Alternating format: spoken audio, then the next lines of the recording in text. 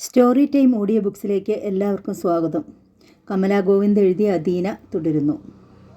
എന്നെ ഒറ്റയ്ക്കാക്കിയിട്ട് അവൾ പോയില്ലേ? എൻ്റെ ജോഷിയേയും എനിക്ക് നഷ്ടപ്പെട്ടില്ലേ? അലിവോടെ രാജരാജേശ്വരി മകളെ നോക്കി. അവൾക്ക് ആരുമില്ലാതായെന്ന്. ഈ അമ്മ നിന്നെയോർത്ത് കണ്ണീരൊഴുക്കാത്ത ഒറ്റ ദിവസം പോലും ഇല്ല മോളെ. നിന്റെ തിരിച്ചുവരവ് കാക്കാത്ത ഒരു സെക്കൻഡ് പോലും ഈ അമ്മയുടെ ജീവിതത്തിലില്ല. അത് വിളിച്ചു പറയാൻ അവരുടെ ഹൃത്തടം വെമ്പി. പക്ഷേ വാക്കുകൾ പുറത്തു വന്നില്ല. എനിക്കറിയാം, ജോഷി പോയപ്പോൾ മോളെ കൂടി കൊണ്ടുപോയതാ. അവളെ അത്രയ്ക്ക് ജീവനായിരുന്നല്ലോ. ആരുഷി വീണ്ടും കരഞ്ഞുകൊണ്ടേയിരുന്നു. അതിനിടെ അവളുടെ കണ്ണുകൾ അരികിൽ വന്ന് നിൽക്കുന്ന അധീനയുടെ മേൽ പതിച്ചു. പകച്ചു നിൽക്കുകയായിരുന്നു അധീന. താൻ അൽക്കയല്ലെന്ന്, അൽക്കയുടെ കാലിന് മുടന്തുണ്ടായിരുന്നെന്ന്. ഈ കുട്ടി ഏതാണ്? അധീനയെ നോക്കി ആരുഷി ചോദിച്ചു. ഇവളെൻ്റെ അൽക്കയെപ്പോലെ ഇരിക്കുന്നല്ലോ. ഇനി കളം മാറ്റി ചവിട്ടുകയെ രക്ഷയുള്ളെന്ന് ഡോക്ടർ വൈശാഖനും ലിസി പോളിനും മനസ്സിലായി. അതെ, ഇവൾ ആരുഷിയുടെ മോളെപ്പോലെ തന്നെയുണ്ട്. പക്ഷെ ഇവൾ അൽക്കയല്ല, അധീനയാണ്, അവർ പറഞ്ഞു. അധീന? ആരുഷി എടുത്തു ചോദിച്ചു. അതെ, അധീന. അൽക്കയോടൊപ്പം ആരുഷി ഇരട്ട പെറ്റ കുട്ടി, അൽക്കയുടെ സഹോദരി. ഞാൻ ഇരട്ട പെറ്റെന്നോ? അൽക്കയ്ക്ക് സഹോദരിയുണ്ടെന്നോ? ഇല്ല, അങ്ങനെയൊന്നും സംഭവിച്ചിട്ടില്ല. അമ്മേ! തൊട്ടരിയിൽ നിന്ന് ആർദ്രമായ ഒരു വിളി ഉയർന്നു. ആരുഷി മുഖം തിരിച്ചു നോക്കി. അധീനയായിരുന്നു. ഞാനപ്പോൾ അമ്മയുടെ മോളല്ലേ? അദീന അതീവ നൊമ്പരത്തോടെ ചോദിച്ചു. ആരുഷി അവളുടെ മുഖത്തേക്ക് നോക്കി. ഈ മുഖം, ആർദ്രമായ ഈ ചോദ്യം, ഇത് തൻ്റെ പൊന്നുമോൾ അൽക്ക തന്നെയല്ലേ? ആരുഷിക്ക് മറുത്തൊന്നും പറയാൻ കഴിഞ്ഞില്ല. അദീനയെ അവൾ ചേർത്തു പിടിച്ചു. അവളുടെ നെറുകയിൽ മുത്തമിട്ടു. അവളുടെ വിറയാർന്ന അധരങ്ങൾക്ക് നിയന്ത്രണം നഷ്ടപ്പെട്ടു. അവൾ വാവിട്ടു നിലവിളിച്ചു. അൽക്കയല്ല, എന്നാലും ഇവൾ ആരുഷിയുടെ കുഞ്ഞ് തന്നെയല്ലേ? വൈശാഖൻ ചോദിച്ചു. പക്ഷേ ഞാൻ ഇരട്ട പ്രസവിച്ചതായി എനിക്ക് ഓർമ്മ കിട്ടുന്നില്ല. ആരുഷി അത് ഓർത്തെടുക്കാൻ സ്ട്രെയിൻ ചെയ്യണ്ട. തന്നെ ഓർമ്മ വരട്ടെ, അതാ നല്ലത്, വൈശാഖൻ പറഞ്ഞു. ആരുഷി പിന്നെ ശബ്ദിച്ചില്ല. അധീനയുടെ നെറ്റിയിലും മുഖത്തും മുടിയിഴകളിലും അവളുടെ കൈവിരലുകൾ തഴുകി നടന്നു. ആരുഷിയെയും അധീനയെയും തനിയെ വിട്ടിട്ട് ഡോക്ടർമാർ പുറത്തേക്കിറങ്ങി. ഗിരിധരവർമ്മയെയും രാജരാജേശ്വരിയെയും അവർ ഒപ്പം കൂട്ടി. ഡ്യൂട്ടി റൂമിലെത്തി ഡോക്ടർമാർക്കെതിരെ ഗിരിധരവർമ്മയും രാജരാജേശ്വരിയും ഇരുന്നു. നോക്കൂ തമ്പുരാൻ, ഡോക്ടർ വൈശാഖൻ തന്നെയാണ് ആരംഭിച്ചത്. അധീനയുടെ സാമീപ്യവും സ്നേഹവുമാണ് ആരുഷിയെ രോഗാവസ്ഥയിൽ നിന്ന് അതിവേഗം തിരിച്ചു കൊണ്ടുവന്നത്. അതുകൊണ്ട് അധീനയുടെ സാമീപ്യം ഇനി എന്നും അവൾക്ക് വേണം, ഒരു സിദ്ധൌഷധം പോലെ. പക്ഷേ ആരുഷി പറയുന്നത് അത് അൽക്കമോളല്ല എന്നല്ലേ? ഗിരിധരവർമ്മ സംശയം പ്രകടിപ്പിച്ചു. ആ കുട്ടി അൽക്കയല്ലെന്ന് ആരുഷി തിരിച്ചറിഞ്ഞു. പക്ഷേ അൽക്കയുമായുള്ള രൂപസാദൃശ്യം അതവളെ ആകർഷിക്കുന്നുണ്ട്. അധികം വൈകാതെ അധീനയെ അവൾ സ്നേഹിച്ചു തുടങ്ങും. അതുകൊണ്ടാണ് സാമീപ്യം വേണമെന്ന് പറഞ്ഞത്. അല്ലെങ്കിൽ പഴയ അവസ്ഥയിലേക്ക് തന്നെ ആരുഷി വീണു പോകാനും സാധ്യതയുണ്ട് തമ്പുരാൻ. അധീനയ്ക്ക് സ്കൂളിൽ പോകേണ്ടതല്ലേ ഡോക്ടർ? രാജരാജേശ്വരി ചോദിച്ചു. അക്കാര്യത്തിൽ തമ്പുരാനും തമ്പുരാട്ടിയും വിഷമിക്കേണ്ട, ഡോക്ടർ ലിസിപ്പോൾ പറഞ്ഞു. എന്നും അധീനയ്ക്കൊപ്പം കഴിയാൻ ആരുഷിക്ക് അവസരമുണ്ടായാൽ പോരെ? ആരുഷി ഇനി ഹോസ്പിറ്റലിൽ കഴിയണമെന്നില്ല. ഗിരിധരവർമ്മയും രാജരാജേശ്വരിയും പരസ്പരം ഒന്ന് നോക്കി. ആരുഷി ഇപ്പോൾ രോഗവിമുക്തയാണ്. ഇനി അവൾക്ക് വേണ്ടത് നിങ്ങളുടെ സപ്പോർട്ടാണ്, സ്നേഹവും സാമീപ്യവുമാണ്, വൈശാഖൻ വിശദീകരിച്ചു. ചോരത്തിളപ്പും എടുത്തുചാട്ടവും കൊണ്ട് ചെറുപ്പത്തിൽ അവളൊരു തെറ്റ് ചെയ്തു. അതിൻ്റെ ഫലം വിവിധ തരത്തിൽ ഇതിനോടകം അനുഭവിക്കുകയും ചെയ്തു. അതുകൊണ്ട് കൊട്ടാരത്തിലുള്ളവർ ഇനിയെങ്കിലും അത് മറക്കണം. ഞങ്ങളത് മറന്നിരിക്കുകയാണ് ഡോക്ടർ, രാജരാജേശ്വരി പറഞ്ഞു. ഗുഡ്. ആരുഷി ഇനി ആരുമില്ലാത്തവളല്ല. കൊട്ടാരത്തിലുള്ളവരെല്ലാം അവളുടെ തിരിച്ചുവരവിന് കാത്തിരിക്കുകയാണെന്ന് അവൾക്ക് തോന്നണം. ഒറ്റയ്ക്കല്ലെന്ന തോന്നലിലൂടെയേ പഴയ പ്രസരിപ്പ് ആരുഷിക്ക് വീണ്ടെടുക്കാനാവൂ. ഞങ്ങൾ അതുപോലെ ചെയ്യാൻ ഡോക്ടർ, ഗിരിധരവർമ്മ ഉറപ്പുകൊടുത്തു. ആരുഷിയെ എന്നാണ് ഡോക്ടർ ഡിസ്ചാർജ് ചെയ്യുക? രാജരാജേശ്വരി ഉത്സാഹത്തോടെ ചോദിച്ചു. വൈകിക്കുന്നത് എന്തിനാ തമ്പുരാട്ടി? ഇപ്പോൾ നിങ്ങൾക്കൊപ്പം തന്നെ അവളെ കൊണ്ടുപോയിക്കോളൂ. രാജരാജേശ്വരിയുടെ മുഖം വിടർന്നു. അമ്മേ, ശ്രീദുർഗേ, എൻ്റെ മോൾ, അവർ കൈകൾ കൂപ്പി. ഗിരിധരവർമ്മ ദീർഘമായി ഒന്ന് നിശ്വസിച്ചു. തൻ്റെ കണക്കുകൂട്ടലുകളും ചെയ്തികളും വിപുലമായില്ല. കാറിൻ്റെ പിൻസീറ്റിൽ അധീനയുടെയും രാജരാജേശ്വരിയുടെയും നടുവിലാണ് ആരുഷി ഇരുന്നത്. രാജരാജേശ്വരിയുടെ വലതുകരം മകളെ ചേർത്തു പിടിച്ചിരുന്നു. ആരുഷിയുടെ കൈത്തലം അധീനയെയും ചേർത്തു പിടിച്ചിരുന്നു. ഗോപുരവാതിൽ കടന്ന് കാർ ഉള്ളിലേക്ക് പ്രവേശിക്കുമ്പോൾ അധീന ആഹ്ലാദത്തോടെ പറഞ്ഞു. അമ്മേ, നമ്മൾ കൊട്ടാരത്തിലെത്തി. കൊട്ടാരം? ആരുഷി ഒരു നടുക്കത്തോടെ മുഖമുയർത്തി. 12 വർഷം കാണാതിരുന്ന തൻ്റെ കൊട്ടാരം, താൻ ജനിച്ചു വളർന്ന മണ്ണ്, തൻ്റെ കൈപ്പാടുകൾ പതിഞ്ഞിട്ടുള്ള ചുവരുകൾ, തൂണുകൾ, താൻ എന്നും കുളിച്ചു തൊഴുമായിരുന്ന ശ്രീ ദുർഗാദേവിയുടെ ക്ഷേത്രം. ഒരു സെക്കൻഡ് കൊണ്ട് 1000 ചിത്രങ്ങൾ ആരുഷിയുടെ മനസ്സിൽ തെളിഞ്ഞു. ഉദ്യാനവീതിയിലൂടെ പൂക്കളെ തഴുകിയെത്തിയ കാറ്റേറ്റ് ആരുഷി ഒരു നിർവൃതിയിൽ കാറിലിരുന്നു. കൊട്ടാരമുറ്റത്തെ ചെത്തിമിനുക്കിയ കൽപ്പരപ്പിൽ കാർ നിന്നു. ഡോർ തുറന്ന് ആരുഷി മെല്ലെ മുറ്റത്തേക്ക് പദം മൂന്നി. മുമ്പിൽ ഗാംഭീര്യത്തോടെ തലയുയർത്തി നിൽക്കുന്നു ചെമ്പൂർ കൊട്ടാരം. ജോഷി എന്ന സ്നേഹനിധിക്ക് മുമ്പിൽ ഇതെല്ലാം നിസാരമെന്ന് കരുതിയാണ് ഒരു വ്യാഴവട്ടം മുമ്പ് താൻ ഇറങ്ങിപ്പോയത്. ഒടുവിൽ അവനെയും അവൻ തന്ന പിഞ്ചു പൈതലിനെയും നഷ്ടപ്പെടുത്തി ഒന്നുമില്ലാത്തവളായി താൻ തിരിച്ചു വന്നിരിക്കുന്നു. ആരുഷിയുടെ മിഴികൾ തുളുമ്പി. മോളെ, രാജരാജേശ്വരി വിളിച്ചു. കരയല്ലേ മോളെ, മോൾ അകത്തേക്ക് വരൂ. ചെല്ല് മോളെ, അറയിൽ ചെന്ന് വിശ്രമിക്ക്. ഗിരിധരവർമ്മയും പറഞ്ഞു. അമ്മേ, കരയല്ലേമ്മേ, എനിക്കും സങ്കടം വരും. ആരുഷിയുടെ കൈ പിടിച്ച് അദീന കേണു. വരൂ, രണ്ടുപേരും വരൂ. രാജരാജേശ്വരി അവരെയും കൂട്ടി പടികൾ കയറി.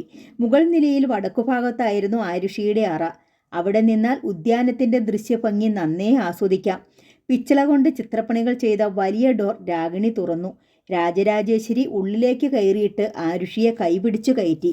വരൂ മോളെ. അദീനയും ഒപ്പം കയറി. 12 വർഷം മുമ്പുള്ള തൻ്റെ ഗന്ധം തങ്ങി നിൽക്കുന്ന അറ ആരുഷി സാഗൂതം നോക്കിക്കണ്ടു. തേക്കിൽ തീർത്ത രാജപ്രൗഢിയുള്ള കട്ടിൽ, മേശ, ഇരിപ്പിടങ്ങൾ, ആട്ടുകട്ടിൽ എല്ലാം അതേപടി പൊടി പോലും പറ്റാതെ വൃത്തിയായി സൂക്ഷിച്ചിരിക്കുന്നു. തൻ്റെ വരവിന് വേണ്ടി ഇവിടെ എല്ലാവരും കാത്തിരിക്കുകയായിരുന്നോ? ആരുഷിക്ക് ഉറക്കെയൊന്ന് പൊട്ടിക്കരയാൻ തോന്നി. കണ്ണീരൊഴുക്കിയാലേ ഉള്ളിലെ വിങ്ങൽ തീരൂ. കോട്ടയത്തുള്ള ചെമ്പൂർ ഗസ്റ്റ് ഹൗസിലെ സോഫയിൽ ഗിരിധരവർമ്മ തമ്പുരാൻ ചാരിക്കിടന്നു. നിങ്ങളെ ഇങ്ങോട്ട് വിളിപ്പിച്ചത് എന്തിനാണെന്നറിയാമോ? രണ്ടുപേർക്കും. നേർത്ത പരിഹാസം അതിരങ്ങളിൽ ഒളിപ്പിച്ച് മുമ്പിലിരിക്കുന്നവരോടായി ഗിരിധരവർമ്മ ചോദിച്ചു. ഇല്ലല്ലോ തമ്പുരാനെ, ആന്റണി വിളിച്ച് തമ്പുരാന് കാണണമെന്ന് പറഞ്ഞു. ഞങ്ങൾ ഉടനെ ഇങ്ങ് പോരുകയായിരുന്നു. ഗിരിധരവർമ്മയ്ക്ക് മുമ്പിൽ ജോയിയും ഡെന്നിച്ചനും കൂസാതെയാണിരുന്നത്. മൂവരെയും ശ്രദ്ധിച്ചുകൊണ്ട് ആന്റണി വാതിൽക്കൽ നിലയുറപ്പിച്ചിരുന്നു. നിങ്ങളുടെ വീട്ടിലെ ജോഷി എൻ്റെ മോളുടെ ഭർത്താവായിരുന്നു, ഗിരിധരവർമ്മ പറഞ്ഞു. അതെ, അതിപ്പോ എടുത്തു പറയാൻ എന്തിരിക്കുന്നു തമ്പുരാനെ? 12 വർഷം മുമ്പ് മുംബൈയിൽ വെച്ച് അവർ വിവാഹം രജിസ്റ്റർ ചെയ്തിരുന്നു, ഗിരിധരവർമ്മ വീണ്ടും പറഞ്ഞു. ഉവ്വ്, ചെയ്തിരുന്നു. അത് ഞങ്ങൾ അങ്ങോട്ട് പറയാനിരിക്കുമായിരുന്നു. ജോയിക്ക് ഉത്സാഹമായി. ഇതാ വിവാഹ സർട്ടിഫിക്കറ്റിൻ്റെ കോപ്പി. ഗിരിധരവർമ്മ ഒരു പേപ്പർ ജോയിയുടെ നേരെ നീട്ടി. ജോയി അത് വാങ്ങി. ജോയിയും ഡെന്നിച്ചനും ഒരുമിച്ച് ആ പേപ്പർ നോക്കി. ശരിയല്ലേ? തമ്പുരാൻ ചോദിച്ചു. അതെ, ജോയി സമ്മതിച്ചു. തകരക്കൽ തറവാട് ജോഷിയുടെ മരണത്തിന് മുമ്പേ ഭാഗം വെച്ച് കഴിഞ്ഞു അല്ലേ? അതെ. ആകെയുള്ള 50 ഏക്കറിൽ 25 ഏക്കർ ജോയിക്ക്, 25 ഏക്കർ ജോഷിക്ക്. ആമൈ കറക്റ്റ്? ജോയിയുടെ നെറ്റിയിൽ ചുളിവുകൾ വീണു. അയാൾ മകൻ്റെ മുഖത്തേക്ക് നോക്കി. ഡെന്നിച്ചൻ്റെ കണ്ണുകളും കുറുകിയിരുന്നു. ഉവ്വ്, എങ്കിലും ജോയി ഉത്തരം പറഞ്ഞു. ജോഷി മരിച്ചുപോയ സ്ഥിതിക്ക് ആ 25 ഏക്കർ അവൻ്റെ ഭാര്യയായ ആരുഷിക്ക് അവകാശപ്പെട്ടതല്ലേ? അതായത് എൻ്റെ മകൾക്ക്. ജോയി ചിരിച്ചു. ഡെന്നിച്ചനും. ഭർത്താവിൻ്റെ മരണശേഷം അയാളുടെ സ്വത്തിൻ്റെ അവകാശം ഭാര്യയ്ക്ക് മാത്രമാണ്. ഡെന്നിച്ചൻ തുറന്നു സമ്മതിച്ചു. ഗിരിധരവർമ്മ ചിരിച്ചു. പക്ഷെ മറിച്ചും അങ്ങനെ തന്നെയല്ലേ? ജോയി തിരിച്ചു ചോദിച്ചു. എങ്ങനെ? ഗിരിധരവർമ്മയുടെ മുഖത്ത് ചുളിവുകൾ വീണു. ചെമ്പൂർ കൊട്ടാരത്തിൻ്റെയും കിരീടത്തിൻ്റെയും ഇന്നുള്ള ഏക അവകാശി തമ്പുരാൻ്റെ മകൾ ആരുഷിയല്ലേ? അതെ. അപ്പോൾ പിന്നെ ആരുഷിയുടെ സർവ്വ അവകാശങ്ങളും സ്വാഭാവികമായും അവളുടെ മകൾക്ക് വന്നു ചേരും, അതായത് അദീനയ്ക്ക്. മനസ്സിലായില്ല. ഇതിൽ എത്ര മനസ്സിലാകാൻ എന്തിരിക്കുന്നു തമ്പുരാൻ? ജോയി ചോദിച്ചു. ആരുഷിയുടെ മകളെന്ന് പറഞ്ഞാൽ അത് ഞങ്ങളുടെ കുഞ്ഞല്ലേ, തകരക്കൽ തറവാടിൻ്റെ ചോര. അതുകൊണ്ട് ആരുഷിക്കും അദീനയ്ക്കും തകരക്കലെ 25 ഏക്കറിൽ പൂർണ്ണ അവകാശമുണ്ടെന്ന് ഞങ്ങൾ സമ്മതിച്ചില്ലേ? അതേപോലെ ജോഷിയുടെ കുഞ്ഞെന്ന നിലയിൽ അവളിൽ തുല്യ അവകാശം ഞങ്ങൾക്കുമുണ്ട്. എന്നുവെച്ചാൽ കൊട്ടാരവും സ്വത്തും ഉൾപ്പെടെ, വിജയഗർവോടെ ജോയി പറഞ്ഞു. അൽക്കമോൾ മരിച്ചെങ്കിലും കർത്താവ് ഞങ്ങളെ കൈവിട്ടില്ല. അവൾക്ക് പകരം സഹോദരി അദീന എത്തി. ചോരയെല്ലാം ഒന്നല്ലേ തമ്പുരാൻ? ചോരയെല്ലാം ഒന്നല്ലല്ലോ മിസ്റ്റർ ജോയി, അത്യന്തം പരിഹാസത്തോടെ ഗിരിധരവർമ്മ പറഞ്ഞു. ചോര രണ്ടു തന്നെയാണ്. ഐ മീൻ, അദീന ആരുഷിയുടെയോ ജോഷിയുടെയോ മകളല്ല. എന്ത്? ഡെന്നിച്ചൻ നടുങ്ങിപ്പോയി. ജോയിയും. എന്താ തമ്പുരാൻ പറഞ്ഞത്? അദീനമോൾ തകരക്കലെ ചോരയല്ലെന്നോ? ജോയി ചോദിച്ചു. അവൾ എൻ്റെ അനിയൻ ജോഷിയുടെ മകളല്ലെന്നാണോ പറഞ്ഞു വരുന്നത്? കള്ളം, പച്ചക്കള്ളം. കൊട്ടാരത്തിലെ സ്വത്തിന് ഞങ്ങൾക്കും അവകാശമുണ്ടാകുമെന്ന് കേട്ടപ്പോൾ തമ്പുരാൻ മെനഞ്ഞെടുത്ത നുണ. മനുഷ്യർക്കേ കള്ളം പറയാനാവും മിസ്റ്റർ ജോയി, രേഖകൾ കള്ളം പറയില്ല. ഗിരിധരവർമ്മ തൻ്റെ അരികിലുള്ള ടേബിളിൽ നിന്ന് ഒരു പേപ്പർ എടുത്തു നീട്ടി. 11 വർഷം മുമ്പ് മരിയ ഹോസ്പിറ്റലിൽ നടന്നതെന്താണെന്ന് ഈ പേപ്പറിലുണ്ട്. അന്ന് ആരുഷിക്കും ജോഷിക്കും പിറന്ന കുഞ്ഞു മരിച്ചു. എന്ന് വെച്ചാൽ മരിച്ചാണ് പിറന്നത് തന്നെ. ആ പേപ്പർ വാങ്ങിക്കൊണ്ട് ജോയി പറഞ്ഞു. ഒരു രേഖയുണ്ടാക്കാൻ ആർക്കാ വയ്യാത്തത് തമ്പുരാൻ? അദീനയ്ക്ക് അൽക്കമോളുടെ അതേ രൂപമാണ്, ഒരേ പ്രായവും. അവർ ഒരേ വയറ്റിൽ ജനിച്ചവർ തന്നെയാ, ഒരു സംശയവുമില്ല. സംശയിക്കേണ്ട, സത്യവും അതുതന്നെയാ. അവർ ഇരട്ടക്കുട്ടികളാണ്. പക്ഷേ അവരെ പ്രസവിച്ചത് ആരുഷിയല്ല, അവരുടെ അച്ഛൻ ജോഷിയുമല്ല. ജോയി ഒന്നമ്പരന്നു. അപ്പോൾ ഗിരിധരവർമ്മ തുടർന്നു. അവരെ പ്രസവിച്ചത് ഭാനു എന്ന സ്ത്രീയാണ്. ഡ്രൈവർ രമണനാണ് അവരുടെ അച്ഛൻ. ഗിരിധരവർമ്മ മരിയ ഹോസ്പിറ്റലിൽ നിന്നെടുത്ത ബാക്കി റിപ്പോർട്ടുകളും ജോയിക്ക് ഇതിൽ എല്ലാമുണ്ട്. നിങ്ങളുടെ അനിയന്റെ കുട്ടി മരിച്ചെന്നും രമണനും ഭാനുവിനും ഇരട്ടക്കുട്ടികൾ ജനിച്ചെന്നും. ഒരേ ദിവസം ഏതാണ്ട് ഒരേ സമയത്താണ് ഇതെല്ലാം സംഭവിച്ചത്. ആ കുഞ്ഞു മരിച്ചെന്ന് കരുതി മറ്റൊരാളുടെ കുട്ടിയെ ജോഷിയും ആരുഷിയും ദത്തെടുക്കേണ്ട കാര്യമെന്താ? അവർക്ക് പിന്നെ മക്കളുണ്ടാകത്തില്ലേ? അതിൻ്റെ ഉത്തരം എൻ്റെ പക്കലില്ല. ജോഷിക്കും ആരുഷിക്കുമേ അതറിയൂ. ജോഷി ജീവനോടെയില്ല, പക്ഷെ ആരുഷിയുണ്ട്. അവൾക്കിപ്പോൾ പൂർണ്ണമായ ഓർമ്മയുമുണ്ട്. ഏതു സമയത്ത് നിങ്ങൾക്ക് ചെമ്പൂർ കൊട്ടാരത്തിലെത്തി നേരിട്ട് സംസാരിച്ച് സംശയം തീർക്കാം. എന്തു പറയുന്നു? ആരുഷി പ്രസവിച്ച കുഞ്ഞല്ലെങ്കിൽ പിന്നെ നിങ്ങളെന്തിനാ ഹോസ്പിറ്റലിൽ നിന്ന് അധീനയുടെ രേഖകൾ എടുത്തത്? എന്തിനാ അവളെ കൊട്ടാരത്തിലേക്ക് കൊണ്ടുവന്നത്? ഉത്തരം വ്യക്തമല്ലേ ജോയി? നിങ്ങൾ പറഞ്ഞതുപോലെ മരിച്ചുപോയ അൽക്കയും അധീനയും തമ്മിലുള്ള രൂപസാദൃശ്യം. അത് ആരുഷിയുടെ രോഗം മാറാൻ ഞങ്ങൾ ബുദ്ധിപൂർവ്വം ഉപയോഗിച്ചു, അത്രമാത്രം. അൽക്കയ്ക്ക് പകരമായി അധീന മുന്നിലെത്തിയാൽ ആരുഷിക്ക് പെട്ടെന്നൊരു മാറ്റം ഉണ്ടാകുമെന്ന് ഡോക്ടർമാർ അറിയിച്ചു. സമനില തെറ്റിയ ഏക മകളുടെ രക്ഷയ്ക്കായി ഏതൊരച്ഛനും ചെയ്യുന്നത് ഞാനും ചെയ്തു. അതാണോ ദത്തെടുക്കൽ? ശാന്തമായിരുന്നു ഗിരിധരവർമ്മയുടെ സ്വരം. ജോയിയുടെ നെറ്റിയിൽ ചുളിവുകൾ വീണു. ഈ തമ്പുരാൻ പറയുന്നത് നമ്മൾ ചുമ്മാതങ്ങ് വിഴുങ്ങണ്ട പപ്പ. നമുക്ക് കൊട്ടാരത്തിലേക്ക് പോകാം. അൽക്കയെയും അധീനയെയും പ്രസവിച്ചിട്ടുണ്ടോയെന്ന് ആരുഷിമാമ തന്നെ പറയട്ടെ. ഡെന്നിച്ചൻ വീറോടെ പറഞ്ഞു. അതേ മോനെ, സത്യം നേരിട്ടറിയുന്നത് തന്നെയാ നല്ലത്. പക്ഷെ ജോയി, ഒരു കാര്യം സത്യമല്ലേ? ഗിരിധരവർമ്മ മന്ദഹാസത്തോടെ ചോദിച്ചു. എന്താ? ഇരട്ടക്കുട്ടികളെ ആരുഷി പ്രസവിച്ചാലും ഇല്ലെങ്കിലും അവൾ ജോഷിയുടെ ഭാര്യ തന്നെയല്ലേ? അതെ, അതിനെന്താ? മറ്റൊന്നും വേണ്ട. ഭർത്താവിൻ്റെ പേരിലുള്ള 25 ഏക്കർ ആരുഷി ആവശ്യപ്പെട്ടാൽ നിങ്ങൾ അവൾക്ക് അപ്പോഴേ കൈമാറുമല്ലോ അല്ലേ? ജോയി വിയർത്തുപോയി. ഡെന്നിച്ചനും പകച്ചു. അവർ പരസ്പരം നോക്കി. വാടാ. ജോയി ധൃതിയിലിറങ്ങി. ഡെന്നിച്ചൻ പിന്തുടർന്നു. ഗിരിധരവർമ്മ മന്ദഗതിച്ചു. ചെമ്പൂരെ ഗിരിധരവർമ്മയോടാ അവൻ്റെ പകിടകളി. വാതിൽക്കൽ മിണ്ടാതെ നിന്നിരുന്ന ആന്റണിയോട് ഗിരിധരവർമ്മ തമ്പുരാൻ പറഞ്ഞു. പാവം, കാഞ്ഞിരപ്പള്ളി റബ്ബർ മുതലാളിമാർ ഇത്രയും പ്രതീക്ഷിച്ച് കാണില്ല. ആന്റണിയും ചിരിച്ചു. കൊട്ടാരത്തിൻ്റെ പങ്ക് കിട്ടുകയുമില്ല, 25 ഏക്കർ പോവുകയും ചെയ്യും. അത് രണ്ടാൾക്കും മനസ്സിലായി. തമ്പുരാൻ പറഞ്ഞു. തമ്പുരാൻ. ഇനി ഒരിക്കലും ഈ അവകാശവാദവുമായി അവർ കൊട്ടാരത്തിലേക്ക് വരില്ല. അവർ പോയ വഴിക്ക് പുല്ലുപോലുമില്ല.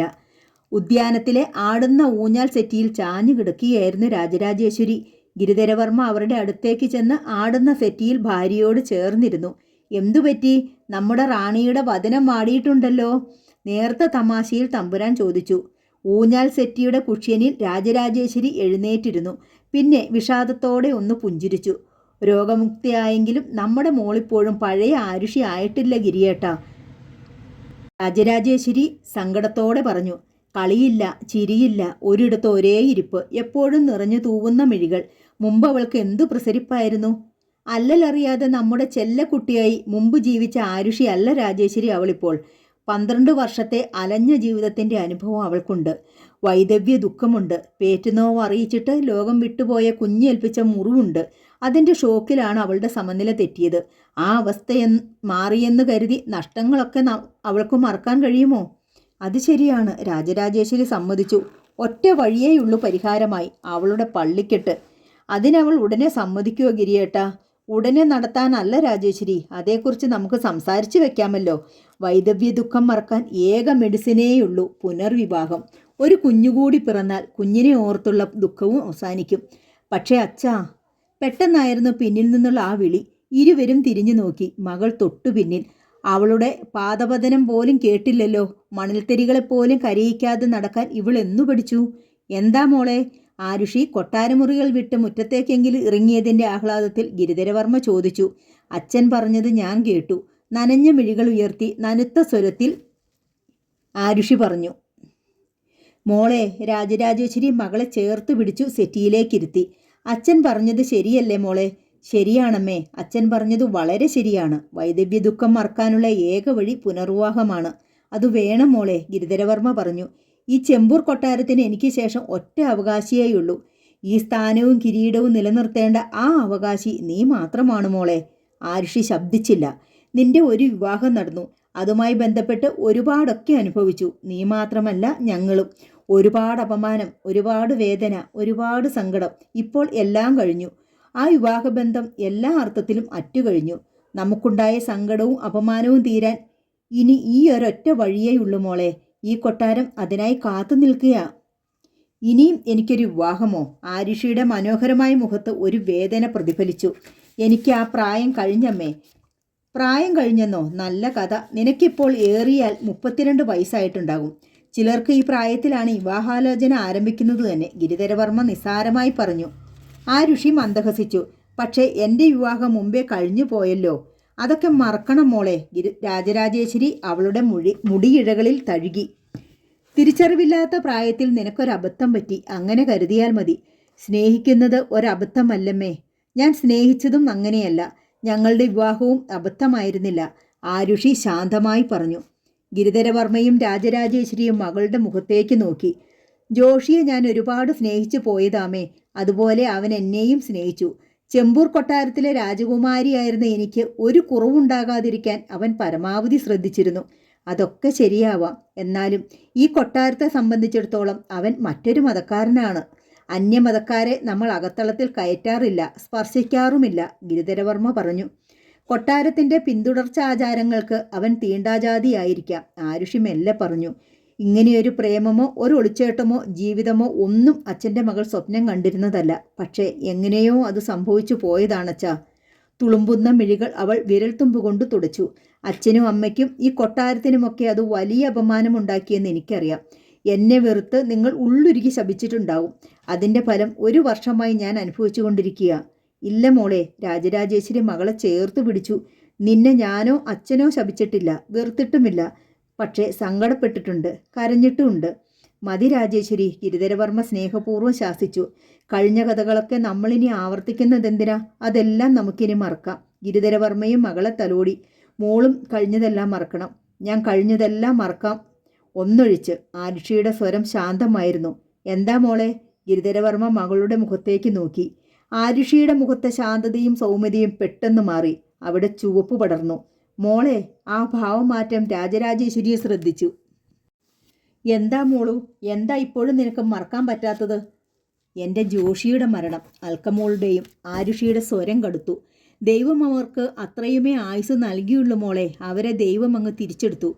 ദൈവത്തിൻ്റെ അടുത്തേക്ക് പറഞ്ഞയച്ചതാണെങ്കിലോ? ആരുഷി ചോദിച്ചു. പറഞ്ഞയക്കാനോ? ആര്? നീ എന്താ മോളെ പറയുന്നത്? എനിക്കൊന്നും മനസ്സിലാകുന്നില്ല, രാജരാജേശ്വരി അമ്പരന്നു. അന്നത്തെ കാറപകടം യാദൃശ്ചികമായി സംഭവിച്ചതല്ല, ആരുഷി പറഞ്ഞു. പിന്നെ അതൊരു മർഡറാണ്. കൊലപാതകമോ? രാജരാജേശ്വരി നടുങ്ങിപ്പോയി. ആരാ ജോഷിയെ കൊന്നത്? ആരാ അവന് ശത്രു? രണ്ടിനും കൂടി ഒറ്റ ഉത്തരമേയുള്ളമ്മേ, ഒറ്റ പേരും. ആരുഷി മെല്ലെ അച്ഛൻ്റെ നേർക്കു നോക്കി. അവൾ പല്ല് കടിച്ചു പിടിച്ചുകൊണ്ട് പറഞ്ഞു. ഗിരിധരവർമ്മ തമ്പുരാൻ. എന്താ നീ പറഞ്ഞത്? രാജരാജേശ്വരി ഞെട്ടിപ്പോയി. സത്യം മാത്രം, ആരുഷി പറഞ്ഞു. തരിച്ചു നിൽക്കുകയായിരുന്നു ഗിരിധരവർമ്മ. ചെമ്പൂർ കൊട്ടാരം അപ്പാടെ തകർന്ന് തരിപ്പണമായി മുമ്പിൽ വീണ് കിടക്കുന്നു. കണ്ണുകൾക്ക് മുമ്പിൽ കൊട്ടാരമോ ഉദ്യാനമോ ഇല്ല. ഭീകരമായ ഒരന്ധകാരം മാത്രം.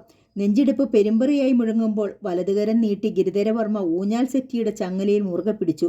മോളെ. ആദ്യത്തെ നടുക്കം മാറിക്കഴിഞ്ഞപ്പോൾ രാജരാജേശ്വരി ആരുഷിയെ നേരിട്ടു. നീ എന്താ മോളെ പറഞ്ഞത്? നിനക്ക് വീണ്ടും സുബോധം നഷ്ടപ്പെട്ടോ? നല്ല ബോധത്തോടെയാണമ്മേ പറഞ്ഞത്. എല്ലാം കൃത്യമായി അറിഞ്ഞിട്ട്. ജോഷി എന്ന മനുഷ്യന് ഈ ലോകത്തിൽ ഒരു ശത്രു ഉണ്ടായിരുന്നെങ്കിൽ അതെൻ്റെ അച്ഛൻ മാത്രമായിരുന്നു. അല്ലെങ്കിൽ അച്ഛൻ പറയട്ടെ, ഞാൻ വിശ്വസിക്കാം. ആരുഷിയുടെ സ്വരം ദൃഢമായിരുന്നു. രാജരാജേശ്വരി ഗിരിധരവർമ്മയെ നോക്കി. സ്തംഭം പോലെ ഒരേ നിൽപ്പ്. അപ്പോൾ ഗിരിയേട്ടൻ ജോഷിയെ? ശക്തമായ ഒരു തിരിച്ചറിവിൽ രാജരാജേശ്വരി നടുങ്ങി. കുറ്റസമ്മതത്തിൻ്റെ ഭാവപകർച്ചയോടെ ഗിരിധരവർമ്മ ഭാര്യയ്ക്ക് മുമ്പിൽ തലകുനിച്ചു. ആക്സിഡൻറ്റിന് അല്പം മുമ്പ് ജോഷി എന്നെ വിളിച്ചിരുന്നു. അവനും മോളും കയറിയ വണ്ടിയെ ഒരു കാർ കുറേ നേരമായി ഫോളോ ചെയ്യുന്നുണ്ടെന്ന് പറഞ്ഞ കൂട്ടത്തിൽ ഒരു കാര്യവും കൂടി ജോഷി എന്ന് പറഞ്ഞു. ചെമ്പൂരെ ഗിരിധരവർമ്മ തമ്പുരാനെ കൊല്ലത്ത് വെച്ച് കണ്ടെന്ന് ആരുഷി മെല്ലെ പറഞ്ഞു. ഗിരിധരവർമ്മ ശബ്ദിച്ചില്ല. രാജരാജേശ്വരിയുടെ ശബ്ദം തൊണ്ടയിൽ കുരുങ്ങി. ജോഷിയെയും മോളെയും കൊന്നത് അച്ഛനെ എന്ത് നേടാനാണ്? അവൾ കടുപ്പിച്ച് ചോദിച്ചു. ഗിരിധരവർമ്മ ഒന്നും മിണ്ടിയില്ല. കൊട്ടാരത്തിലേക്ക് എന്നെ തിരിച്ചു കൊണ്ടുവരിക, മറ്റൊരു വിവാഹം നടത്തുക, കൊട്ടാര രക്തത്തിൽ ഒരു കുഞ്ഞുണ്ടാവുക, രാജസ്ഥാനവും കിരീടവും നിലനിർത്തുക. ഇതായിരുന്നില്ലേ അച്ഛാ? ഗിരിധരവർമ്മ ദുർബലമായി തലയാട്ടി. ആരുഷി വേദനയോടെ ചിരിച്ചു. അച്ഛൻ്റെ കണക്കുകൂട്ടൽ പൂർണ്ണമായും അവിടെ പിഴച്ചുപോയി. ആരുഷിയുടെ ഉദരത്തിൽ നിന്ന് ഇനിയൊരു കുഞ്ഞ് ജന്മമെടുക്കില്ല, ഒരിക്കലും. നീ എന്താ മോളെ പറഞ്ഞത്? ഗിരിധരവർമ്മയുടെ ശ്വാസം വിലങ്ങി. ഇനിയൊരു കുഞ്ഞ് ജന്മമെടുക്കില്ലെന്നോ? എന്ന് വെച്ചാൽ? അയാൾ ശക്തമായി കിതച്ചു. നീ എന്താ അങ്ങനെ പറഞ്ഞത്? തെളിച്ചു പറ മോളെ. രാജരാജേശ്വരിയും അങ്കലാപ്പിലായി. ഇനിയൊരു ഭ്രൂണം വളർത്തിയെടുക്കാൻ എൻ്റെ ഗർഭപാത്രത്തിന് ശേഷിയില്ലമ്മേ. ഗിരിധരവർമ്മയും രാജരാജേശ്വരിയും സ്തംഭിച്ചിരുന്നു. മർമ്മത്തിന് ശക്തമായ പ്രഹരമേറ്റിരിക്കുന്നു. ശ്രീദുർഗാദേവി, ഈ കൊട്ടാരം അന്യം നിൽക്കുമെന്നോ? വിവാഹം കഴിഞ്ഞ് 1 വർഷമായപ്പോൾ കാഞ്ഞിരപ്പള്ളിയിൽ നിന്ന് ജോഷിയുടെ അപ്പൻ വിളിച്ചു. ഹിന്ദു പെണ്ണിനെ ഭാര്യയാക്കിയ മകനോട് അപ്പനുണ്ടായിരുന്ന ദേഷ്യം തീർന്നതിൻ്റെ വിളി. ജോഷിയും ഞാനും അന്ന് ഒരുപാട് സന്തോഷിച്ചു. മുംബൈയിൽ നിന്ന് ഞങ്ങൾ കാഞ്ഞിരപ്പള്ളിയിലെ തറവാട്ടിലെത്തുമ്പോൾ ഞാൻ 8 മാസം ഗർഭിണിയായിരുന്നു. ആ തറവാട്ടിലുള്ളവർ എന്നെ സ്നേഹത്തോടെ സ്വീകരിച്ചു. ജോഷി അവിടുത്തെ ഏറ്റവും ഇളയ കുട്ടിയായിരുന്നു. അതിൻ്റെ സ്നേഹവും വാത്സല്യവും അവർ എന്നോടും കാട്ടി. കാഞ്ഞിരപ്പള്ളിയിലെ കാട്ടിലും മേട്ടിലും ഞങ്ങൾ ആഹ്ലാദത്തോടെ കളിച്ചു നടന്നു. അതിനിടയിലായിരുന്നു ശപിക്കപ്പെട്ട ആ അപകടം. അപകടമോ? ആർക്ക്? രാജരാജേശ്വരി ഉത്കണ്ഠപ്പെട്ടു. എനിക്ക് തന്നെ. എൻ്റെ ജീവിതം അപ്പാടെ മാറ്റിമറിച്ച അപകടമായിരുന്നു അത്. പൊട്ടിവന്ന കരച്ചിലമർത്തി ആരുഷി തുടർന്നു. തകരയ്ക്കലെ 50 ഏക്കർ റബ്ബർ തോട്ടം ഒരു കുന്നിൻ്റെ ചെരുവിലാണ്. സ്ഥലം ലെവലാക്കാൻ തട്ടുതട്ടായി തിരിച്ച് കയ്യാല് വെച്ചിട്ടുണ്ട്. ഒരു തട്ടിൽ നിന്നും അടുത്ത തട്ടിലേക്ക് കയറാൻ കയ്യാലയിൽ പടി പോലെ കുത്തുകല്ലുകളുണ്ട്. അതിൽ ചവിട്ടി ഞാൻ മുകളിലേക്ക് കയറുകയായിരുന്നു. ഇളകിയിരുന്ന ഒരു കല്ലിലേക്ക് കാൽ വെച്ചതും ബാലൻസ് തെറ്റിയ ഒറ്റ വീഴ്ച. എൻ്റെ ശ്രീദുർഗയെ! രാജരാജേശ്വരി നെഞ്ചിൽ കൈവച്ചു. ഹോസ്പിറ്റലിൽ വെച്ച് എനിക്കെൻ്റെ കുഞ്ഞിനെ നഷ്ടപ്പെട്ടു. പക്ഷേ ഇല്ലാതായത് കുഞ്ഞു മാത്രമല്ലമ്മേ, എൻ്റെ ഗർഭപാത്രം കൂടിയാണ്. ആ കുഞ്ഞു ജീവന് തുടുപ്പേകാൻ ഇനി ഒരിക്കലും അതിന് കഴിയില്ല. രാജരാജേശ്വരി കരഞ്ഞുപോയി. ഗിരിധരവർമ്മയ്ക്കും ഷോക്കേറ്റു. 8 മാസമായ കുഞ്ഞും അതിനെ പൊതിഞ്ഞു വെച്ച ഗർഭപാത്രവും ഒരുമിച്ച് നഷ്ടപ്പെട്ടെന്ന് ബോധമറ്റ് കിടന്ന ഞാൻ അറിഞ്ഞില്ല. ഈ 2 വാർത്തയും താങ്ങാനുള്ള ശക്തി ഉണരുമ്പോൾ എനിക്കുണ്ടാവില്ലെന്ന് ജോഷിക്ക് നന്നായി അറിയാമായിരുന്നു. അതുകൊണ്ട് എനിക്ക് വേണ്ടി ജോഷി ഡോക്ടറോട് കെഞ്ചി, കാലു പിടിച്ചു, കരഞ്ഞു. ഒരു കുഞ്ഞിനു വേണ്ടി. തുളുമ്പിയ കണ്ണീർ തുടച്ച് ആരുഷി തുടർന്നു. അതേ ഹോസ്പിറ്റലിൽ പിറന്ന ഇരട്ടക്കുട്ടികളിൽ ഒന്നിനെ അതിൻ്റെ മാതാപിതാക്കൾ പോലും അറിയാതെ ഡോക്ടർ ഞങ്ങൾക്ക് നൽകി. മാറ്റിയ കുഞ്ഞിൻ്റെ സ്ഥാനത്ത് ഞങ്ങളുടെ മരിച്ചുപോയ കുഞ്ഞിൻ്റെ ബോഡി വെച്ചു. ഇരട്ടകളിൽ ഒന്ന് മരിച്ചുപോയതായി പാവം ആ അച്ഛനും അമ്മയും വിശ്വസിച്ചു. എനിക്ക് ബോധം വീണ്ടും കിട്ടി. കുറച്ച് ദിവസം കഴിഞ്ഞപ്പോൾ ജോഷി എന്നോട് എല്ലാ സത്യങ്ങളും പറഞ്ഞു. ജോഷി സന്ദർഭോചിതമായി ചെയ്ത ആ പ്രവൃത്തിയാണ് എൻ്റെ ജീവൻ പോലും നിലനിർത്തിയത്. എന്നിട്ടും ആരുഷി ഗിരിധരവർമ്മയെ നോക്കി. അച്ഛൻ എൻ്റെ ജോഷിയെ അതിക്രൂരമായി കൊന്നു. കൊട്ടാരത്തിൻ്റെ സൽപ്പേരായിരുന്നു അച്ഛന് വലുത്. ഗിരിധരവർമ്മ കണ്ണുകൾ ഇറുകെ അടച്ചു. അൽക്കമോളെ ദത്തെടുത്തതാണെന്ന് ഡോക്ടർ ഒഴികെ ഞങ്ങൾക്ക് 2 ആൾക്കുമേ അറിയൂ. ഞങ്ങൾക്ക് അവൾ ദത്തെടുക്കപ്പെട്ട കുഞ്ഞായിരുന്നില്ല, ഞങ്ങളുടെ സ്വന്തം ജീവനായിരുന്നു. എന്നേക്കാളധികം ജോഷി അവളെ സ്നേഹിച്ചു. അതാവും കായലിലെ വെള്ളത്തിലേക്ക് ആണ്ടുപോയപ്പോഴും അവളെ ഒപ്പം കൊണ്ടുപോയത്. ആരുഷി വിതുമ്പി കരഞ്ഞു. ഏത് മുജ്ജന്മ പാപത്തിൻ്റെ ഫലമാണിത്? ഈ രാജവംശത്തിന് ഇത്രയ്ക്ക് കടുത്ത ശിക്ഷ എന്തിനാണ്? രാജരാജേശ്വരി സങ്കടത്തോടെ ചോദിച്ചു. ശിക്ഷ? ആരുഷി ആ വാക്കുച്ചരിച്ചു. എന്നിട്ട് ഗിരിധരവർമ്മയെ നോക്കി. മഹാപാപം ചെയ്തത് രാജവംശമല്ലമ്മേ, ശിക്ഷിക്കേണ്ടതും രാജവംശത്തെയല്ല, രാജാവിനെയാണ്. മോളെ! ഗിരിധരവർമ്മയുടെ സ്വരം പതറി. എന്തിനു വേണ്ടിയായിരുന്നു അച്ഛാ ഈ ക്രൂരത? ആ പാവം എന്നെ സ്നേഹിച്ചു പോയതിനോ? സ്നേഹിച്ചത് കുറ്റമാണെങ്കിൽ അച്ഛൻ കൊല്ലേണ്ടിയിരുന്നത് ജോഷിയെയല്ല, എന്നെയാണ്. എന്നിട്ട് എന്തുണ്ടായി? ഞാൻ തകർന്നു. എൻ്റെ ജീവിതം അപ്പാടെ തകർന്നു. ഇങ്ങനെയൊന്നും പറയല്ലേ മോളെ. രാജരാജേശ്വരി മകൾക്ക് മുമ്പിൽ കൈകൂപ്പി. ഒന്നും തകർന്നു പോയിട്ടില്ല മോളെ. നീ ഇങ്ങനെ നിരാശപ്പെടല്ലേ. അച്ഛനും അമ്മയും ഇല്ലേ നിന്നോടൊപ്പം? ആരുഷി കണ്ണീർ തുടച്ചുകൊണ്ട് അമ്മയെ നോക്കി. ഈ കൊട്ടാരം മുഴുവൻ നിൻ്റെയാണ് മോളെ, രാജരാജേശ്വരി പറഞ്ഞു. ഈ കൊട്ടാരം ഇപ്പോഴെന്നെ ഭ്രമിപ്പിക്കുന്നില്ലമ്മേ. രാജാക്കന്മാർ എന്നും ഒരുപാട് പേരുടെ തലയെടുത്തിട്ടുണ്ട്. നിരപരാധികളുടെ രക്തം വീണ കോട്ടയും കൊത്തളങ്ങളുമാണ് ഇവിടം നിറയെ. മോളെ, നീ സംസാരിക്കുന്നതൊക്കെ എന്നോടുള്ള രോഷം കൊണ്ടാണെന്ന് എനിക്കറിയാം. കൊട്ടാരത്തെയും രാജാക്കന്മാരെയും പഴിചാരണ്ട മോളെ. ഞാൻ നിന്നോട് തെറ്റ് ചെയ്തു, പൊറുക്കാനാവാത്ത തെറ്റ്. അതിന് നീ എനിക്ക് ശിക്ഷ വിധിച്ചോ? അച്ഛന് സന്തോഷമേയുള്ളൂ. അച്ഛന് ശിക്ഷയോ? ആരുഷി ഗിരിധരവർമ്മയെ നോക്കി. അതെ. നീ എന്നെ ഒറ്റുകൊടുത്തോ പോലീസിന്? 1 വർഷമായി ഞാൻ നെഞ്ചിലേറ്റുന്ന നീറ്റലും അവസാനിച്ച് കിട്ടുമല്ലോ. അച്ഛനെ ഞാൻ ശിക്ഷിക്കില്ല. കൊലയാളിയുടെ മകൾ എന്ന പേര് പതിയാൻ പോലീസിൽ ഒറ്റുകൊടുക്കുകയുമില്ല. ആരുഷിയുടെ മിഴികളിൽ പെട്ടെന്ന് തീക്കനൽ നിറഞ്ഞു. അച്ഛന് ശിക്ഷ ദൈവം തന്നെ തന്നു കഴിഞ്ഞു. 1 വർഷമായി മകളെ വിധവയാക്കിയതിൻ്റെ നീറ്റൽ, നെഞ്ചിലേറ്റിയതിൻ്റെ കണക്ക് പറഞ്ഞില്ലേ? ചെയ്ത തെറ്റിൻ്റെ കഠിനമായ ഓർമ്മയും പുളച്ചിലും. ജീവിതം മുഴുവൻ അത് അനുഭവിക്കുക, അതാണ് ശിക്ഷ. സ്വന്തം മകൾ കൺമുമ്പിൽ ഹോമിക്കപ്പെടുക, ആ കാഴ്ച അതിലും വലിയ ശിക്ഷയാണ്. നെഞ്ചിൽ വെടിയുണ്ട പതിച്ച പോലെ ഗിരിധരവർമ്മയ്ക്ക് തോന്നി. മകളുടെ മുഖത്തേക്ക് ഒരിക്കൽ കൂടി നോക്കാൻ അയാൾക്ക് ധൈര്യം വന്നില്ല. അമ്മയെ ഒന്ന് നോക്കിയിട്ട് നെഞ്ചിൽ വീർപ്പുമുട്ടി നിന്നതെല്ലാം പറഞ്ഞു തീർത്ത ആശ്വാസത്തോടെ ആരുഷി കൊട്ടാരത്തിനുള്ളിലേക്ക് നടന്നു നീങ്ങി. രാജരാജേശ്വരിക്കും മകളുടെ മുമ്പിൽ ശബ്ദമില്ലാതായി.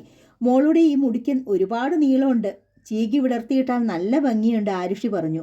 അവൾ മുകൾ നിലയിലെ ബാൽക്കണിയിൽ ഇരുന്ന് അദീനയുടെ മുടി ചീകി കൊടുക്കുകയായിരുന്നു. എൻ്റെ മുടിക്ക് നല്ല ഭംഗിയുണ്ടെന്ന് എൻ്റെ അമ്മയും പറയുമായിരുന്നു, അദീന പറഞ്ഞു. നിന്റെ അമ്മയോ? ആരുഷി പെട്ടെന്ന് അദീനയുടെ മുഖം പിടിച്ച് തനിക്ക് നേരെ തിരിച്ചു. ആരുഷിയുടെ മിഴികളിൽ വേദനയുടെ ഒരു മിന്നൽ അദീന കണ്ടു. അത് പിന്നെ ഞാൻ പറഞ്ഞത്, എന്നെ വളർത്തിയില്ലേ ഭാനുവമ്മ, ആ അമ്മയുടെ കാര്യമാ. മരിക്കുന്നത് വരെ ആ അമ്മയ്ക്ക് എന്നോട് വലിയ സ്നേഹമായിരുന്നു. ഇങ്ങനെ മുടിയൊക്കെ പിന്നി തരുമായിരുന്നു. ഞാനും അനിയത്തിമാരും ഒരുപാട് പഠിക്കണമെന്നും ഒത്തിരി ഉയരത്തിലെത്തണമെന്നും എന്നും പറയുമായിരുന്നു. ആരുഷിയുടെ സങ്കടവും വേദനയും മാറ്റുന്ന വിധത്തിൽ അദീന മെല്ലെ തുടർന്നു. എൻ്റെ അമ്മയല്ലെങ്കിലും എന്നെ ദത്തെടുത്തതാണെങ്കിലും ഭാനുവമ്മ ഒരിക്കലും അങ്ങനെ ഭാവിച്ചിട്ടില്ല. ഒരുപാട് സ്നേഹമായിരുന്നു എന്നോട്. അല്ല മോളെ, അവർ നിന്റെ വളർത്തു മാതാപിതാക്കളല്ല, അവർ തന്നെയാണ് നിന്റെ യഥാർത്ഥ മാതാപിതാക്കൾ. അങ്ങനെ പറയാൻ ആ വാക്കുകൾ ആരുഷിയുടെ നാവിൻ തുമ്പിൽ എത്തി. പക്ഷെ പറഞ്ഞില്ല. എൻ്റെ അനിയത്തിമാർ, അവർക്കെന്നെ ജീവനായിരുന്നു. ഭാനുവമ്മ മരിച്ചതിൽ പിന്നെ എന്നെ കെട്ടിപ്പിടിച്ചായിരുന്നു രണ്ടാളും ഉറങ്ങിയിരുന്നത്. അത് പറയുമ്പോൾ അദീനയുടെ മിഴികളിൽ നീർ നിറഞ്ഞു. അനിയത്തിമാരോടുള്ള സ്നേഹത്താൽ അവളുടെ മനസ്സ് വിങ്ങുന്നത് ആരുഷി ശ്രദ്ധിച്ചു. നിനക്ക് അവരെ കാണണമെന്നുണ്ടോ മോളെ? എങ്ങനെ? ഉദ്യോഗത്തിലായിരുന്നു അദീനയുടെ മറുചോദ്യം. അനിയത്തിമാരെ കെട്ടിപ്പിടിച്ച് ഇനിയും ഉറങ്ങണമെന്ന് തോന്നുന്നുണ്ടോ നിനക്ക്? മുത്തശ്ശിയും മുത്തശ്ശനും എന്നെ അതിന് സമ്മതിക്കുമോ? ആശങ്കയോടെ അവൾ ചോദിച്ചു. ഞാൻ സമ്മതിപ്പിക്കാം. അദീനയുടെ മുഖം പ്രകാശിച്ചു. നിനക്ക് ഈ കൊട്ടാരത്തിൽ താമസിക്കാനാണോ അനിയത്തിമാരുടെ കൂടെ താമസിക്കാനാണോ കൂടുതൽ ഇഷ്ടം? കൊട്ടാരത്തിൽ താമസിക്കാൻ എനിക്കിഷ്ടമാ. ഇതെൻ്റെ കൊട്ടാരമല്ലേ. ചെറുപ്പം മുതലേ എനിക്ക് മുറ്റത്തും പൂന്തോട്ടത്തിലുമൊക്കെ ഓടിക്കളിച്ച് വളരാൻ പറ്റിയില്ലല്ലോ. ആര്യയും ആമിക്കുട്ടിയും ഇവിടെ എൻ്റെ കൂടെ ഉണ്ടായിരുന്നെങ്കിലെന്ന് ഞാൻ എപ്പോഴും ഓർക്കും. അവരോടുണ്ടായിരുന്നെങ്കിൽ എന്ത് രസമായിരുന്നു. ആരുഷി പുഞ്ചിരിച്ചു. അദീനയോടുള്ള സ്നേഹവും സഹതാപവും ആ ചിരിയിലുണ്ടായിരുന്നു. പാവം, ഈ കൊട്ടാരം അവളുടെ സ്വന്തമാണെന്ന് കരുതുന്നു. തൻ്റെ അച്ഛനും അമ്മയുമാണ് അവളെ അങ്ങനെ വിശ്വസിപ്പിച്ചിരിക്കുന്നത്. കൊട്ടാരത്തിൽ നിന്ന് അയച്ച കാറിലാണ് അദീന സ്കൂളിൽ നിന്ന് 4 മണിക്ക് എത്തിയത്. കൊട്ടാരമുറ്റത്ത് നിർത്തിയ കാറിൽ നിന്ന് ഇറങ്ങി പ്രധാന ഹാളിലേക്ക് കയറി ചെന്ന അദീന വിശ്വസിക്കാനാവാതെ പെട്ടെന്ന് നിന്നു. ഇച്ചേച്ചി, കോറസ് പോലെയായിരുന്നു ആ വിളി. ഹാളിൽ ആര്യയും ആമിയും ഉണ്ടായിരുന്നു, ഒപ്പം പാച്ചിയമ്മയും. മാളവികയെ ഏർപ്പാടാക്കി ആരുഷിയാണ് അവരെ വരുത്തിയത്. അനിയത്തിമാർ ഒരു കുതിപ്പിന് അദീനയുടെ അരികിലെത്തി. അദീന അവരെ ആഞ്ഞു പുൽകി. ഇരുവർക്കും ഉമ്മ നൽകി. നിങ്ങൾ എപ്പോഴാടാ എത്തിയേ? ഇച്ചേച്ചി അറിഞ്ഞില്ലല്ലോടാ നിങ്ങൾ വരുമെന്ന്. അദീനയ്ക്ക് അപ്പോഴും അമ്പരപ്പ് വിട്ടുമാറിയില്ല. മോൾക്കൊരു സർപ്രൈസ് ആയിക്കോട്ടെ എന്ന് വെച്ചു. ആരുഷി അദീനയുടെ അടുത്തു വന്നു. അവൾ 3 കുഞ്ഞുങ്ങളെയും ഒരുപോലെ തഴുകി. ഇനി ഒരിക്കലും നിങ്ങൾക്ക് പിരിയേണ്ടി വരില്ല. അമ്മ എന്താ പറഞ്ഞത്? അദീന ആരുഷിയുടെ മുഖത്തേക്ക് നോക്കി. നിന്നെ പോലെ നിന്റെ അനിയത്തിമാർ ഇനി ഇവിടെ നിനക്കൊപ്പം താമസിക്കും. TC വാങ്ങി അവരെ ഇവിടെ തന്നെ സ്കൂളിൽ ചേർക്കും. ഊവോ, അദീനയ്ക്ക് ആഹ്ലാദമായി. അതെ, നിങ്ങളുടെ മരിച്ചുപോയ അമ്മ ആഗ്രഹിച്ചതുപോലെ നിങ്ങൾ മൂവരും ഒരുപാട് പഠിക്കണം, ഒരുപാട് ഉയരത്തിലെത്തണം. ഞാൻ നിങ്ങളുടെ കൂടെ ഉണ്ടാവും, പോരെ? ആരുഷി ചോദിച്ചു. മതി, അദീന പറഞ്ഞു. അതുവരെ മിണ്ടാതിരുന്ന പാച്ചിയമ്മയുടെ നേർക്ക് അദീന നോക്കി. എന്നിട്ട് വിഷമത്തോടെ ആരുഷിയോട് ചോദിച്ചു. അപ്പോൾ ഞങ്ങളുടെ ഈ മുത്തശ്ശി ഒറ്റയ്ക്കായി പോകില്ലേമേ? രേവയാൻറ്റി ആണെങ്കിൽ എന്നും മുത്തശ്ശിയോട് വഴക്കുണ്ടാക്കും. മുത്തശ്ശിക്ക് അത് സങ്കടാ. ആരുഷി പുഞ്ചിരിച്ചു. എന്നിട്ട് പാച്ചിയമ്മയുടെ അടുത്തെത്തി. അതിന് നിങ്ങളുടെ മുത്തശ്ശി രേവാൻറ്റിയുടെ അടുത്തേക്ക് മടങ്ങി പോകുന്നില്ലല്ലോ. നിങ്ങളോടൊപ്പം ഇവിടെ തന്നെ താമസിക്കും, പോരെ? മുത്തശ്ശി, അദീന ഓടിച്ചെന്ന് പാച്ചിയമ്മയെ കെട്ടിപ്പിടിച്ചു. മോളെ, നീ ഈ വലിയ കൊട്ടാരത്തിലെ കുട്ടിയായിട്ടും എന്നെയും കൊച്ചുങ്ങളെ മറന്നില്ലല്ലോ. പാച്ചിയമ്മ വാത്സല്യത്തോടെ അദീനയെ തഴുകി. മിഴികളിൽ നിന്നും തുളുമ്പി ഒഴുകിയ സ്നേഹത്തുള്ളികൾ അവർ തുടച്ചു. അപ്പോഴാണ് രാജരാജേശ്വരിയും ഗിരിധരവർമ്മയും അങ്ങോട്ട് വന്നത്. പാച്ചിയമ്മയെയും ആര്യയെയും ആമയെയും കണ്ടപ്പോൾ ഇരുവരും അമ്പരന്നു. ഇവരെങ്ങനെ ഇവിടെ എത്തി? എന്തിനു വന്നു? രാജരാജേശ്വരി ചോദിച്ചു. ഞാനിവരെ വിളിച്ചു വരുത്തിയതാണമ്മേ, ആരുഷി പറഞ്ഞു. എന്തിന്? വരൂ പറയാം. ആരുഷി ഹാളിൽ നിന്നും വരാന്തിയിലേക്ക് ഇറങ്ങി. അവൾക്ക് പിന്നാലെ ഗിരിധരവർമ്മയും രാജരാജേശ്വരിയും ചെന്നു. ആ വയസ്സായ സ്ത്രീയും ആ കുട്ടികളും ഇനി ഇവിടെ താമസിക്കട്ടെ. അദീനയുടെ സന്തോഷത്തിന് അവരാണ് ആവശ്യം അമ്മേ. മോളെ, ഇതൊരു കൊട്ടാരമാണ്. ഇവിടെ ചില ആചാരങ്ങളും പാരമ്പര്യങ്ങളുമുണ്ട്. അങ്ങനെ കാണുന്നവരെയല്ല ഇതിനുള്ളിൽ വിളിച്ച് താമസിക്കാൻ പറ്റില്ല, ഗിരിധരവർമ്മ പറഞ്ഞു. അദീന നമ്മുടെ സ്വന്തമല്ല, കൊട്ടാരത്തിലെ രക്തവുമല്ല. ഇവിടുത്തെ ആചാരങ്ങളും പാരമ്പര്യങ്ങളും തെറ്റിച്ച് അവൾ ഇവിടെ താമസിക്കുന്നതിന് കാരണം അച്ഛനും അമ്മയും അല്ലേ? അത് നിന്നെ രക്ഷിക്കാൻ വേണ്ടിയായിരുന്നു മോളെ. അതെ, ഇതും എൻ്റെ രക്ഷ തന്നെ, അങ്ങനെ കരുതിയാൽ മതി. അച്ഛൻ ആഗ്രഹിക്കുന്നത് പോലെ ഞാൻ ഈ കൊട്ടാരത്തിൻ്റെ സ്ഥാനം ഏറ്റെടുക്കില്ല. കിരീടവും ചെങ്കോലും ഒന്നും എനിക്ക് വേണ്ട. ആരുഷിയുടെ വാക്കുകൾ ഉറച്ചതായിരുന്നു. ഭർത്താവ് മരിച്ച ഒരു വിധവയാണ് ഞാൻ. ഈ ജന്മത്തിൽ ഒരമ്മയാകാൻ സാധിക്കാത്ത ഹതഭാഗ്യ. ആരുഷിയുടെ മിഴികൾ കവിഞ്ഞു. സ്വരം പതറി. എനിക്ക് സ്നേഹിക്കാനും എന്നെ സ്നേഹിക്കാനും 3 കുരുന്നോമനകൾ. ശേഷിച്ച ജീവിതത്തിലെ എൻ്റെ ആനന്ദവും ലക്ഷ്യവും ഇനി അവർ മാത്രമാണ്. മോളെ, അത് ഗിരിധരവർമ്മ പറയാനാഞ്ഞു. വേണ്ടച്ചാ, അച്ഛനൊന്നും പറയണ്ട. കിരീടത്തിനും കൊട്ടാരത്തിലെ സ്ഥാനത്തിനും വേണ്ടി ആഗ്രഹിക്കുന്നവരുണ്ട്. പാർവതി വല്യമ്മ, അശ്വതി ചേച്ചി, ജിതേന്ദ്രൻ. അധികാരം പിടിച്ചു വാങ്ങാൻ എന്നെ, അച്ഛനെയും അദീനയും കൊലപ്പെടുത്താൻ അവർ നോക്കിയതാണ്. ആഗ്രഹിക്കുന്നവർക്കത് കൊടുത്തേക്കച്ചാ. രാജരാജേശ്വരി അമ്പരന്ന് നിന്നു. എനിക്കും ഈ 3 കുഞ്ഞുങ്ങൾക്കും വയസ്സായ പാച്ചിയമ്മയ്ക്കും താമസിക്കാൻ ഈ കൊട്ടാരം മുഴുവൻ വേണ്ട. ആ പടിഞ്ഞാറക്കെട്ടു മാത്രം മതി. പിന്നെ ജീവിക്കാൻ വേണ്ടുന്ന കുറച്ച് സ്വത്തുക്കൾ ഞങ്ങളുടെ പേരിലാക്കി തന്നാൽ ഉപകാരമായി. ഒരച്ഛനെന്ന നിലയിൽ ഈ മകൾക്ക് വേണ്ടി കഴിയുമെങ്കിൽ അത്രയും മാത്രം ചെയ്യുക. ഞാൻ നിർബന്ധിക്കില്ല അച്ഛാ. ഗിരിധരവർമ്മ മകളുടെ മുഖത്തേക്ക് നോക്കി. ആഗ്രഹങ്ങളും സ്വപ്നങ്ങളും പ്രതീക്ഷകളും എല്ലാം കുഴിച്ചു മൂടിയ ഒരു സന്യാസിനി. ആ മുഖത്തിപ്പോൾ നിരാശയില്ല, പ്രശാന്തത മാത്രം. മോളുടെ ഇഷ്ടം നടക്കട്ടെ ഗിരിയേട്ട, രാജരാജേശ്വരി പറഞ്ഞു. ഗിരിധരവർമ്മ തലയാട്ടി. മകളുടെ സ്വപ്നങ്ങളും പ്രതീക്ഷകളും കായലിൽ മുങ്ങിക്കളഞ്ഞതിൻ്റെ കുറ്റബോധമായിരുന്നു അപ്പോൾ അയാളുടെ മനസ്സിൽ. ആരുഷി മുഖമുയർത്തി ഹാളിലേക്ക് നോക്കി. അദീന സ്കൂൾ യൂണിഫോമിൽ അപ്പോഴും അവിടെ നിൽക്കുന്നുണ്ടായിരുന്നു. അവളും ആര്യയും ആമിയും പാച്ചിയമ്മയും കെട്ടിപ്പിടിച്ചിരിക്കുന്നു. അവരെ നോക്കി ആരുഷി ചിരിച്ചു. കൊട്ടാരമല്ല, ഇവരാണ് ഇനി എൻ്റെ ലോകം. നോവൽ അവസാനിച്ചിരിക്കുന്നു. എല്ലാവർക്കും നന്ദി, നമസ്കാരം.